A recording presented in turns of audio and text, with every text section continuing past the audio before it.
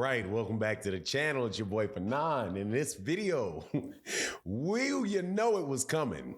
Errol Spence Jr. responds to Terence Crawford and responds to the comments that he made on Instagram last night in a marathon back and forth on Twitter.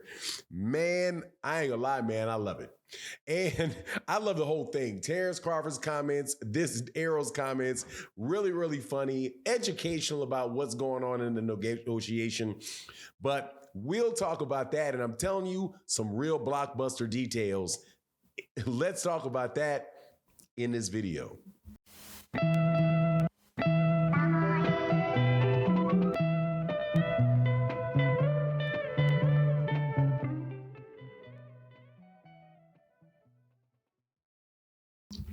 All right, welcome back to the channel. It's your boy Fanon, and in this video, we are going to talk about Errol Spence Jr. responding to Terence Crawford and his claims around why the fight between the two didn't happen. And man, some real blockbuster type of stuff coming out. Now, Terence Crawford was not accused of telling any stories. However, it appears that he didn't tell the whole story. So, before I get into that, though, let me welcome you back to the channel. If you are new to the channel, please accept my invitation to hit that subscribe button, hit the bell icon so you can be notified of when we release more videos. Also, if you are a longtime subscriber and supporter of the channel, thank you so much for your continued support. It really, really does mean a lot to the channel. Thank you for your support in the super chat and the cash apps and in the super thanks that you can do below this video. Really, really is important stuff. Oh, and welcome back to the channel, Mr. Dewberry, member of the day. All right, so let's get into this. There's a lot of stuff to go through, so I'm going to try to go through this as quickly as I can. Errol Spence Jr. pretty much responded to everything Terence Crawford said. And he came out with some details that were very, very big. Let's go through the tweets. He says, Errol Spence, he said he claims, Terence Crawford, claims that his concerns over having transparency on the revenue and expenses for the fight was the big issue that killed the negotiations. Cap. My side agreed to show him everything. The draft included specific provisions that required that both of us would receive a complete and full written detailed accounting showing all pay-per-view sales for the event and the then status of all net revenues received and all events expenses incurred and paid. He says, if I am not telling the truth, tell him to post the draft. He's talking about he didn't have a guarantee, and he was taking on all the risk. MF, you know what that means. I didn't have a guarantee either, just a higher percentage. He goes on to say, hold on, sorry. Twitter fingers. He goes on to say, all money, not good money. I asked him where the $50 million was coming from, or from who is over the hedge fund putting the money up. He couldn't tell me. I think we all need to just meet in person, is what he says. Then he continues. He says, Terence Crawford says, I wasn't at the table or nowhere to be found. For what I knew, that I was projected to get, and happy to be with it. Honestly, that hedge fund deal was for your benefit. So he said, summarize that. He's like, the reason I wasn't talking to you is because I was happy with what I was getting. You were out there trying to figure out what you were getting. The hedge fund deal was for your benefit, not mine, because he obviously feels like he was going to make that amount of money without the hedge fund. That is apparently what he's saying. So he says then, he continues to say, fact is, I'm fighting somebody else. He is too, but a tune-up. And then he continues, said, a smart boss surrounds himself with people who are the best at what they do and can help in my decisions. Peep this. Now, I'm going to go through all of these things. This is pretty, man, I don't know what Terence Crawford's complaining about getting all of this. Peep this. He asked for approval over expenses. Approval over expenses. And I've been telling you guys for a while that is different from transparency. His company, TBC, Terence Bud Crawford, to have a chance to review and sign agreements, said yes for that event. Reviewing and approving agreements before they are executed. The choice of which way to proceed is up to TBC. Said yes. Now he's saying next tweet. Then he continues, says Crawford wanted to know the revenues from the fight would be placed in a mutually agreeable account and only be released upon all parties' agreements. My team said yes. Then Terence Crawford responds to him, said, when did y'all agree to it? And when was we supposed to fight again? I'll wait. And then Errol said, how long did it take your team to get back? This was supposed to be a huge fight promotion, different cities, etc.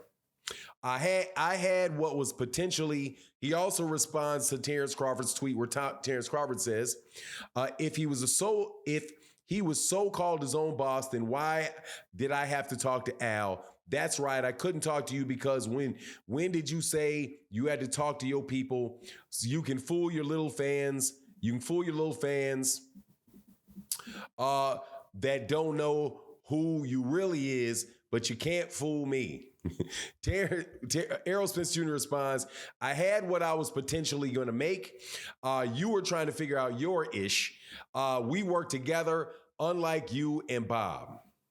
And then he goes on to continue. He said, you do, and we gave you everything. Oh, for the record, Errol Spence Jr., have a strong team. Why you think your team was getting back, asking why I want this and why I want that.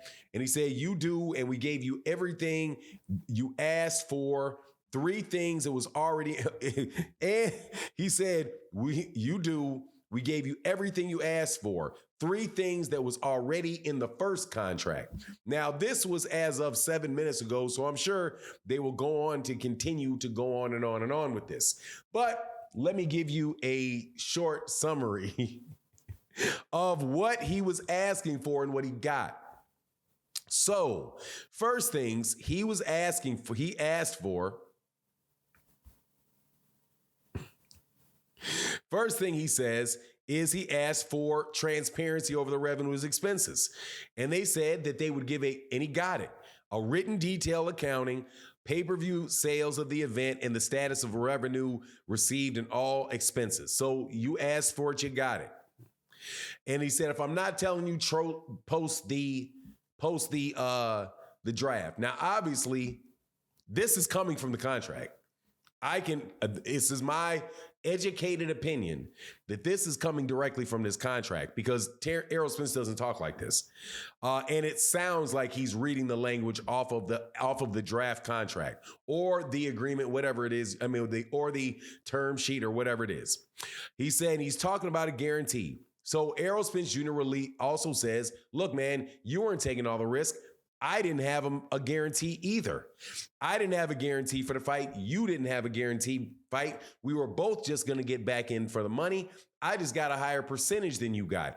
But he was happy with the money that he would have gotten, and he didn't need to do the hedge fund, the hedge fund investment. But the big thing is that Terence Crawford wouldn't tell him who were the people involved in the hedge fund. And he said, I can't tell you, we need to get together and talk about that. So if you're not going to tell, why would you be hesitant to tell the people the name of the hedge fund? Either you don't know or you don't want to talk about it. Maybe you don't want to talk about it in person. Like you don't want to talk about it over the phone or something, which makes it seem like, but look, man, then, of course, he goes on and he talks about the necessity to have a team that works for him, right? And working with his team, and he doesn't have a problem with the team. So all in all, man, where does this leave us in the middle of all of this conversation? In my opinion, it tells me this, that Terence Crawford asked for and got everything that he wanted to get, right? And that Errol Spence Jr. said that they accepted it. So why don't we have a fight? We don't have a fight because Terence Crawford decided not to cut the negotiation short and take $10 million from an investment banking firm, and where Errol Spence Jr. and Al Heyman were probably not very interested in doing that because, again, Terence Crawford, Errol's like, I'm happy with what I'm being projected to make in the fight. So $25 million for him guaranteed. He may figure, look, man, I'm going to make more than $25 million in this fight on the back end. Now, maybe Terence Crawford might not have made $25 million on the back end or would have had a harder time making $25 million on the back end. But seeing as Errol Spence Jr. was the one that is selling the pay-per-views and other pay-per-views, he's the one that is selling the tickets and all of that. That is what you call that isn't called a problem that is not his. For that is a problem that is Terence Crawford. So look, man, it's some real interesting stuff, man. We will be, I'm sure, chopping it up over the next couple of days on this one. But yeah, man, you can throw that transparency. Well, unless you find that there's a reason that Errol Spence Jr. is just going to lie about it, right? However, for the Terence Crawford fans that are out there, remember, you said, why would Terence lie about it? So if you're going to take everything that Terence says at face value, take what Errol Spence Jr. says at face value. Those guys agreed to everything Terence Crawford had asked for, but now we have the details. Specifically agreed to transparency and approval. Not just transparency, approval. And let me tell you, ain't no way in the world I thought they were going to get that man approval. I thought that they would give him transparency because that's just required by law. But to give him approval over all of the contracts related to the fight before you sign them, that is pretty much having total control. That's having as close to total control over what is done as you can possibly get. And I don't know how many people are going to give that to him.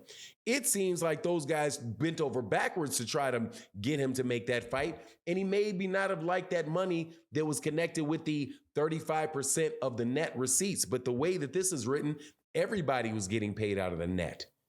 Not as just having something written as far as getting paid out of the gross, but Errol sounds like Errol is getting paid out of the net because they're actually accounting for the accounting of net receipts. Of the net profit for the net receipts, I think was the term that they use. However, they refer to the net. So it seems like they're both getting paid out of the net. Errol's just getting a higher percentage of the net than Terence is, but they have to pay out of the net because Terence Crawford wants approval over expenses. So it's, man, your boy's wild. But anyway, that's my take on the matter. You let me know what you think in the comment section. And with that, I'm out. Peace.